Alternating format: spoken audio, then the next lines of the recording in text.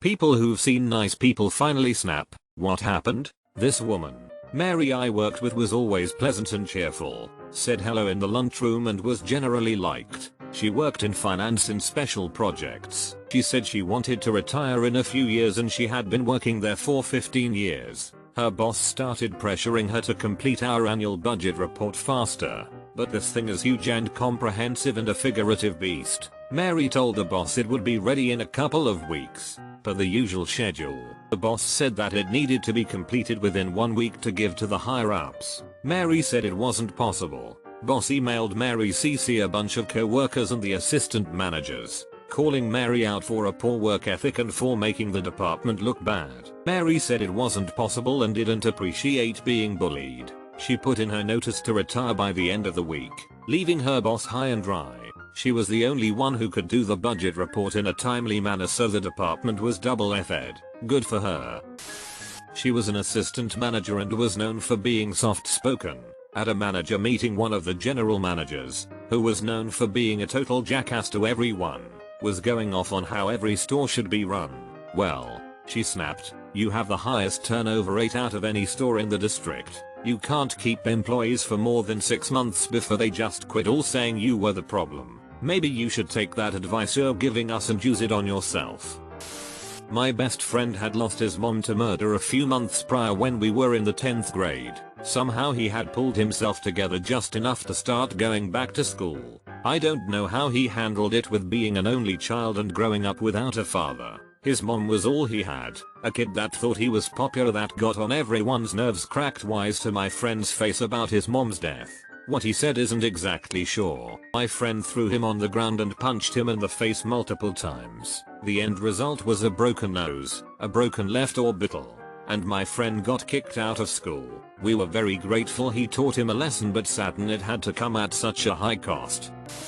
A long time ago, I used to do call center tech support for fairly complex issues. A really nice, quiet guy went through the same training class. He talked if you talked to him, but never went out of his way to chat. Right after training, the call center changes a ton of stuff. We start getting squeezed on the amount of time we can do documentation, how much research time we have, just metrics in general. It was utter bullsh, because the favorites got to go on smoke breaks as often as they wanted with the managers. We'd essentially be punished for that because we had to keep the average numbers in a certain area. He did all the right things, talked to his manager, talked to their manager, then to HR. It kept getting worse, plus enforced overtime. Then he got a super long call.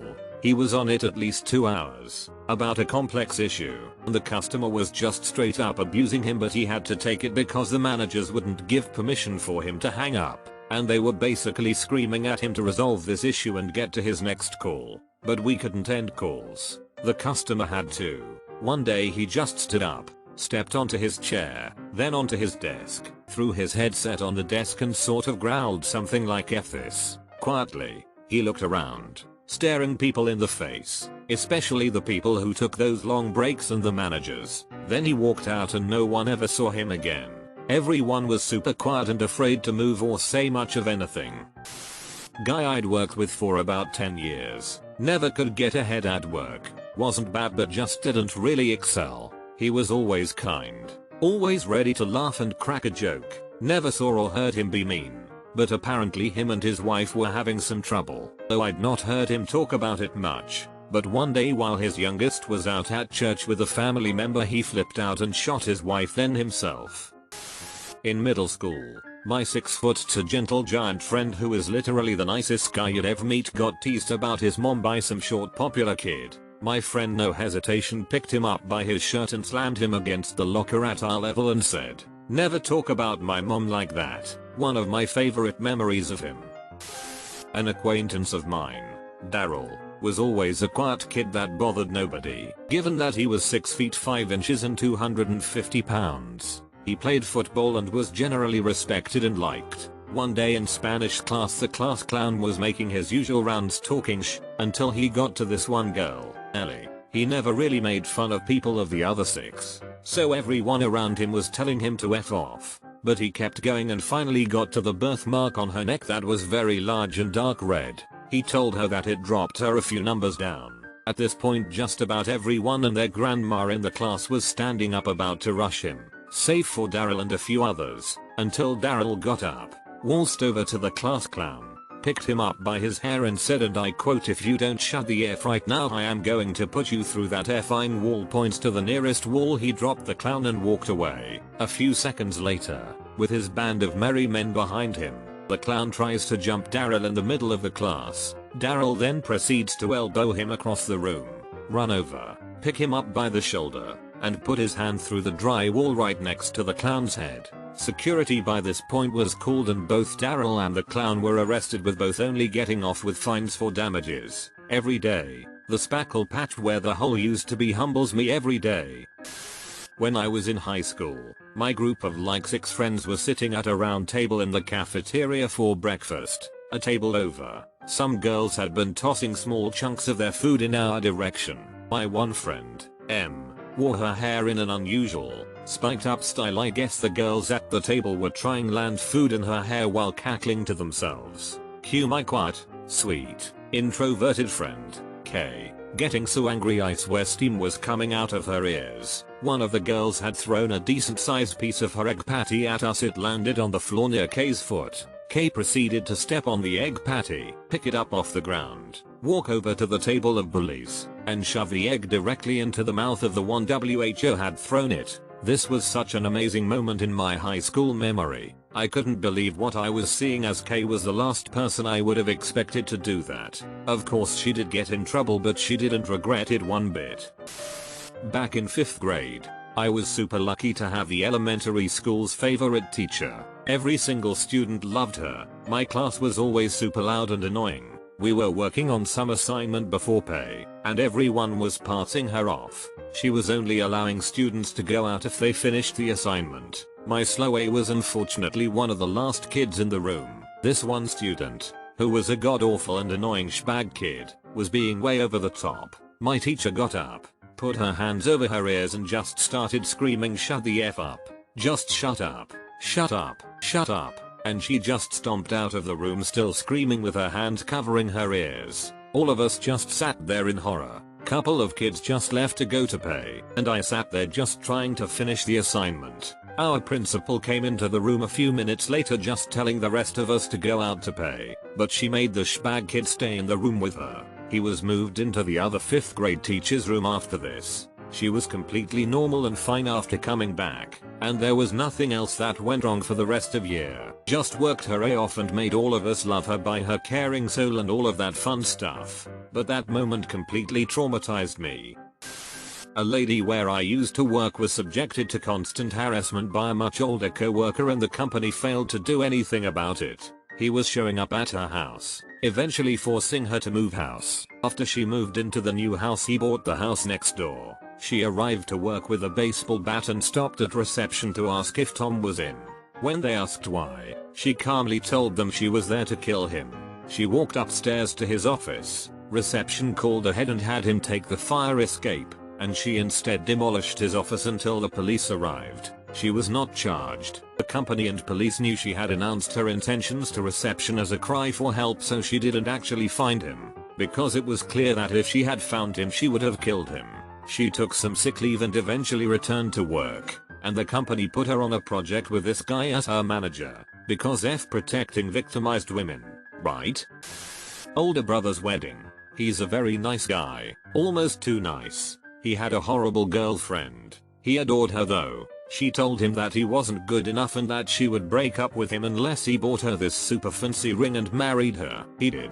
His wedding was very stressful, and she was extra nasty. After they cut the cake, she got herself a huge slice and left him with none, telling him he should go on a diet. For context, he was underweight. He was working his way up to average. He snapped, threw a handful of cake at her pretty dress and hair, then told her to expect divorce papers to sign. He proceeded to scream, cry, and rant about how horrible she was and how she made him suicidal. He's better now. They split up and live in different continents. I had just started high school and there was a new kid. I was from a one primary one high school town, so all the kids already knew each other. He was a giant aboriginal kid who was quiet with no friends, so my friend and I befriended him. We always chatted to him and he was so lovely, always softly spoken and generally just so nice. Like holding doors open for us and bashfully smiling when we would go out of our way to be friendly to him. Anyway, he started getting picked on by the bad boy of our grade relentlessly. One day he snapped and beat him up with a garbage can and was expelled, and I never saw him again. One of my middle school friends, whom we'll call Bob, was about a half foot shorter than everyone else. Everyone was around 5 feet. He was an interesting, in a good way, dude, interested in learning, played video games, was great to hang out with, but he looked scrawny. Didn't look like he could hurt anything if I'm being honest. For some context to the story, our gym teacher was an a-hole, gave nicknames, some good, some bad to everyone. He was always sarcastic, always berating everyone, speaking down to us instead of encouraging them. One day the gym teacher says something about Bob's mom, which Bob's mom had fibromyalgia and some other conditions making her weak and unhealthy not by choice. And something in Bob snapped. Bob completely took down this 6.5 foot monster gym teacher. Gym teacher looked like he stood no chance at that time. They were quickly pulled apart and Bob got expelled and had to move school while the gym teacher was fired for fighting a student and being an overall a-hole. There was a kid at my school in about 7th grade. His name was Frederick. He was loved by everyone, was so nice and donated to charity regularly. Everyone knew him and respected him. One day a new kid came to our school. We'll name him Josh. Josh was a big douche. He hit people, pushed them around, threw food at people during lunch, just honestly a big A. Well, one day he decided to pick on Fred by doing his normal and Frederick just went ballistic, punching, screaming, kicking. They were both suspended for 2 or 3 days. After their suspension they both came back and Josh had a black eye, bruises on his arms and left leg, and he looked awful. Josh thought everyone would start to hate Fred after what he did to him. But nope. Everyone was tired of his and picked on him for how bad he looked. Fred was just loved more for this incident, though he told me he got grounded for a week. Freshman and sophomore year the same kid gave me shit at the bus stop and the whole walk home. Every single day, non-stop harassment. Just kept needling me constantly. So many people ask me why I took it, but I was just really shy and passive at that age. I stayed quiet and didn't react. One day the kid tried to push me into some bushes thinking it'd be funny. He'd never gotten physical before. I grabbed his wrist and put him on his A. He went down on his back and when he tried to get up I put the past 2 years into a single punch that put him right back down. Next day in school kid had the darkest black eye I'd ever seen. He wasn't at the stop for the next few days and when he started taking it again he never said another word. I shocked a bunch of people. But turns out lots of other kids hated this guy and were jealous I gave him what he had coming. It did a lot of good for me and the positive reaction kind of helped me come out of my shell. 10/10 would punch again.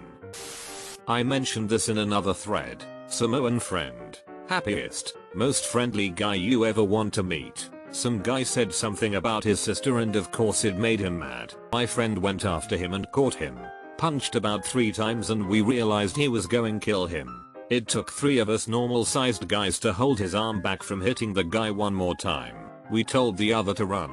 Like run fine now. He did. Our friend was mad at us for a while for stopping him, then he went home. The next day it was as if nothing happened. He just went back to being a super nice guy. My friend did everything for what had been her childhood best friend.